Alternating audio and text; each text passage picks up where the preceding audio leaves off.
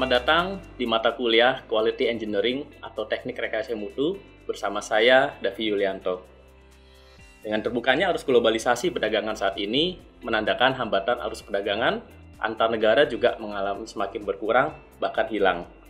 Menyikapi kondisi ini, maka dibutuhkan upaya bagaimana menghasilkan produk yang bermutu dan kompetitif untuk dapat memenuhi tuntutan pasar.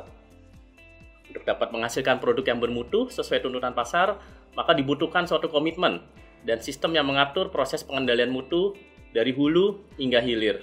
Mulai dari pemasok bahan baku hingga produk diterima oleh pelanggan, tentunya harus sesuai dengan standar dan persyaratan teknis yang telah ditetapkan. Pada pelajaran Quality Engineering ini, kita akan lebih memahami mengenai konsep bahwa peningkatan mutu seiring dengan peningkatan produktivitas dan juga peningkatan laba perusahaan. Yang kedua, kita juga akan memahami bahwa statistik merupakan metode yang penting dalam upaya peningkatan mutu dan statistik sebagai alat bantu pemantauan proses untuk memastikan konsistensi produk yang dihasilkan. Kemudian yang ketiga adalah bagaimana mengidentifikasikan, mengendalikan, dan menghilangkan permasalahan yang berkaitan dengan mutu. Untuk itu, pelajaran ini akan dibagi menjadi 4 sesi. Pada sesi pertama, kita akan lebih memahami mengenai konsep mutu itu sendiri dan analisa perhitungan biaya mutu. Dan pada sesi yang kedua, kita akan mengenal metode-metode perancangan dan pengembangan produk baru yang tentunya sesuai dengan kebutuhan dan keinginan pelanggan.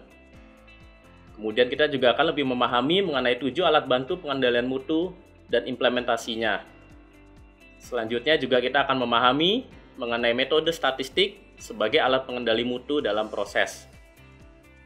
Pada sesi yang ketiga, kita juga akan mempelajari dan memahami mengenai penerapan diagram kendali yang sesuai, baik untuk data-data pengukuran yang bersifat variabel atau data-data pengukuran yang bersifat atribut.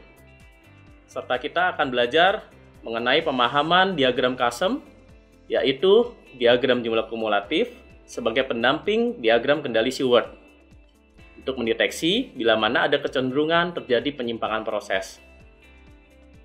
Dan yang pada sesi keempat, kita akan mempelajari peranan bagian pengadaan dan procurement dalam melakukan seleksi pada pemasok yang bermutu.